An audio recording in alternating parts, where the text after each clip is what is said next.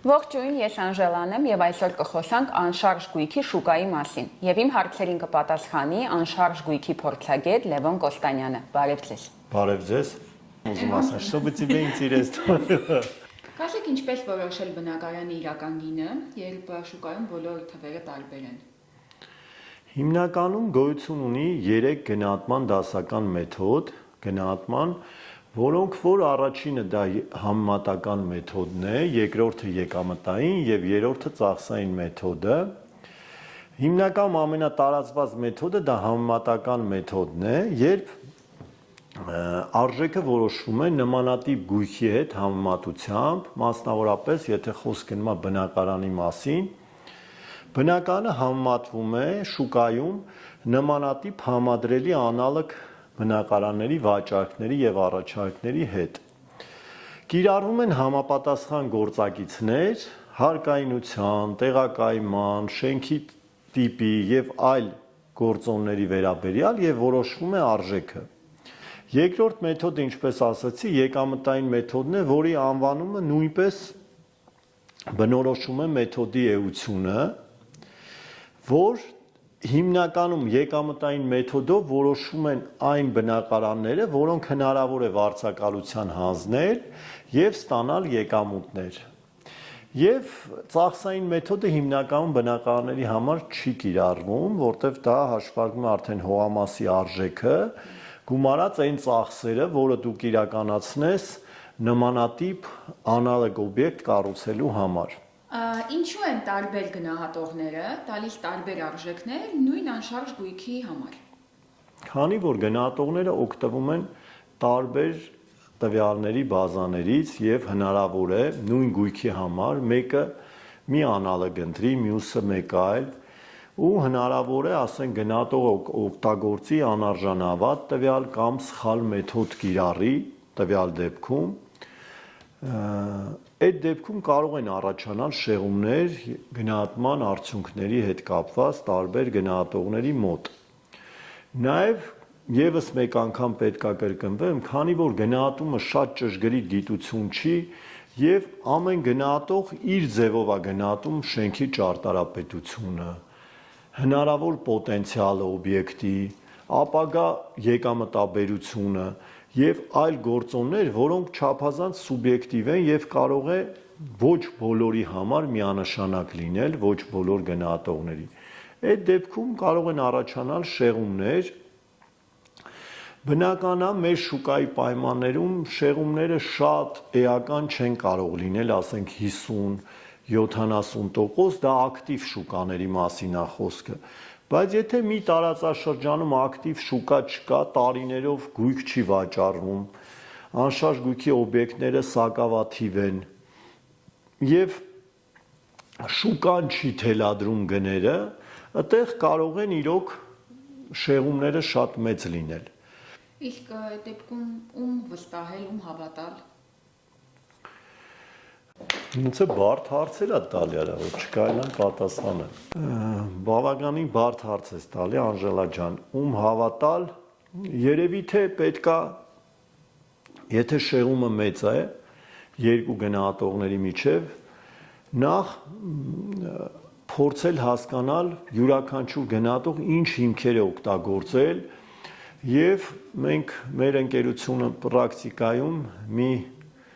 մեթոդ ունենք, որը հիմնված է շատ պարզ հիմնավորման վրա։ Եթե մեկը ինձ ասում է, օրինակ, այլ գնահատող կամ պատվիրատու, որ քիչ է գնահատված գույքը, եթե ես ունեմ մի քանի անալոգ, որ իրանից վատն են, բայց այդ գնով վաճառվել են, ես ուղղակի ներկայացնում եմ այդ հիմքերը եւ ասում եմ, եթե քիչ է, բա սրանք ոնց են այդ գործարքները եղել։ Այսինքն հարցի պատասխանը շատ պարզ է, այն գնահատողը, որը կարողանում է ներկայացնել բավարար հիմքեր նման գույքի որը օգտագործել է տվյալ գնահատման համար ու որոնք արժանավատ են ու իրատեսական, երևի թե նրան պետքա վստահել եւ հավատալ։ Բլին կարասն։ Հայաստանում քանի տարում է հետ գալիս ներդրված գումարը անշարժ գույքում։ Անժելա ջան, տարբեր անշարժ գույքի օբյեկտների համար տարբեր վերադարձման ժամկետներ կան, որքան ոչ ռիսկային է ներդրումը, այդքան ժամկետները վերադարձի ավելի երկար են։ Ինչքան ավելի ռիսկային է օբյեկտի եկամտաբերությունը, այդքան ավելի արագ են պահանջում ներդրողները, որ վերադառնա գումարը։ Եթե խոսենք բարձր լիկվիդայնություն ունեցող ոչ ռիսկային անշարժ գույքի մասին, օրինակ եկամտաբեր օբյեկտների մասին է խոսքը, բնակարաններ, առևտրային տարածքներ կենտրոնում կամ այն համայնքներում, որտեղ պարապուրդը քիչ է, այդ գույքերի համար վերադարձնելիությունը 12-ից մինչև 16 տարի է կազմում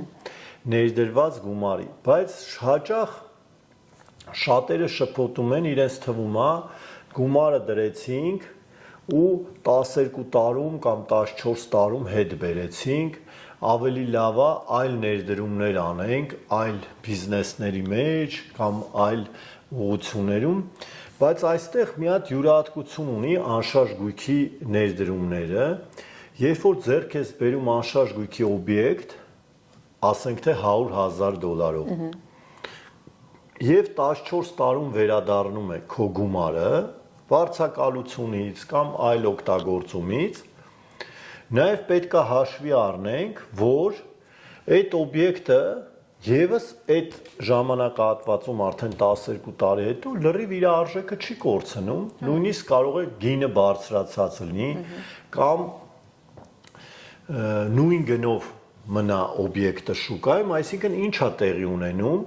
դու ներդրեցիր $100,000, վերադարձավ 100,000-ը քո 12 տարում ու մնաց քո գույքը եւս $100,000, այսինքն դա կրճատում է այդ ժամանակահատվածը։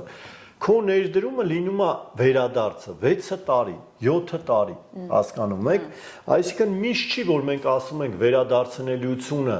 անշարժ գույքից 10 տարում է, 14 տարում է, մենք պետք է հաշվի առնենք, հա, եւ եկամուտը եւ այդ օբյեկտի նաեւ այդ կապիտալի վերադարձը, լավ։ Դրա համար օրինակ կենտրոնում եւ այլ լիկվիդային գոտիներում, որտեղ ոչ ռիսկային են ներդրումները,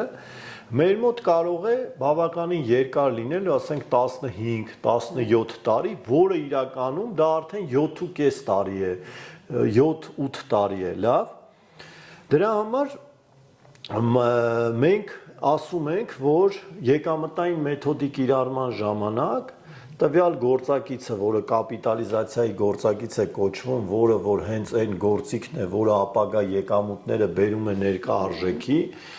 մենք կիրառում ենք համապատասխանաբար ցածր իրացվելիություն, ցածր ռիսկայնություն ունեցող օբյեկտների համար, գործակից, որը վերադարձնելիությունը կազմում է 14-18 տարի, բայց եթե գոտին ռիսկային է, օրինակ մարզերում է անշարժ գույքը կամ եկամտաբերությունը երաշխավորված չէ, նման գույքերի համար ավելի փոքր ժամանակահատված ենք հաշվի առնում վերադարձնելիության, լավ։ Ինձ նաև հետաքրքիր է ձեր կարծիքով տարիներ անց որ տեսակի գույքը ավելի կթանկանա, բնակելի, կոմերցիոն։ Հա։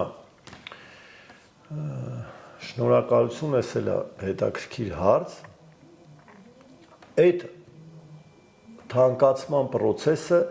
հիմնականում պետք է կապել օբյեկտների տեղակայման հետ ու նաև այլ գործոնների, որտեղ միանշանակ ասել, որ բնակելի անշարժ գույքը կթանկանա, դա ճիշտ չէ, որովհետև օրինակ ունենք սեգմենտներ հիմա, օրինակ քաղաքի կենտրոնը, հա, որտեղ որ արդեն սահմանափակ է բնակելի նշանակության գույքի նույնիսկ տեղերը, նորակառույց շենքերի կառուցապատման արդեն հողեր չկա։ Դրա համար հետս հետ է բնականա գինը պահելու է դա, ու նաև եթե հաշվի առնենք մեր սփյուռքի գործոնը, որոնք հիմնականում պահանջարկը ձևավորում են հենց կենտրոնի ու կենտրոնին հարող տարածքների համար, կարծում եմ օրինակ կենտրոնի բնակելի գույքը միշտ գինը պահելու է եւ ստեղ արժեզրկում չենք ունենալու, մշտական թանկանալու է։ Նույնը վերաբերում է նաեւ կենտրոնի կոմերցիոն օբյեկտներին։ Հիմա շատ լուրջ տեմպերով զարգանում են գյուղատնտեսական նոր տեխնոլոգիաները եւ եթե տարիներ առաջ մենք ունեինք հազարավոր դատարկ հողամասեր չօգտագործող, այսօր պահանջարկը այն հողամասերի, որոնք կարող են օգտագործվել նոր մոդելի գյուղատնտեսական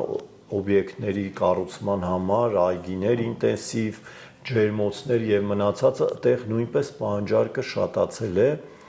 եւ դրանց գներն էլ հետզհետե աճում են ու կարծում եմ այդ հատվածներում էլ ներդրումները արդարացված կլինեն եւ կավելանա գները։ Այսինքն ձեր հարցին կպատասխանեմ այսպես. կախված է թե որ շրջանում ու գույքի տեսակից ներդրում ես կատարում։ Լավ, ասել որ բնակելի անշարժ գույքը թանկանա ճիշտ չէ, արդյունաբերականը ճիշտ չէ։ Բնական է այն գոտիներում, որտեղ արդյունաբերական օբյեկտների պահանջարկը հետզհետե ավելանում է եւ առաջարկ այսօր էլ չկա, լավ։ Դուք խոսացիք գնահատման մեթոդներից, ինչու է կարևոր ճիշտ մեթոդ ընտրելը գնահատման ժամանակ։ Ես ասացի դրա մասին, ճիշտ մեթոդ ընտրելը դա փոխկապակցված է օբյեկտի բնույթից։ Եթե օբյեկտը եկամտաբեր է, պետք է օգտագործվի ոչ միայն եկամտային մեթոդը, կարող է օգտագործվել նաև համեմատականը, բայց եթե կա հստակ կանխատեսումներ օբյեկտի ապագա եկամուտների մասով, ավելի ճշգրիտ արդյունք է տալու հենց եկամտային մեթոդի կիրառումը։ Եթե կան անալոգներ շատ, շուկան զարգացած է այդ հատվածում, համեմատական վաճառքները, առաջարկները շատ են, որ կարելի է ընտրել որակյալ տեղեկատվություն, բնականաբար այդ սեգմենտում ճիշտ է համեմատական մեթոդի կիրառում։ Լավ։ Շնորհակալություն պարոն Կոստանյան հետաքրքիր զրույցի համար։ Այսօր թերևս այսքանը, չմոռանաք բաժանորդագրվել մեր սոցցանցերի էջերին։ Հիշացնեմ, որ մեր գործընկերն է Cost AM-ը անշարժ գույքի վաճառքի եւ գնահատման առաջին միասնական հարթակը։ Մինչ հանդիպում։ Всё, ты красавица. Всё.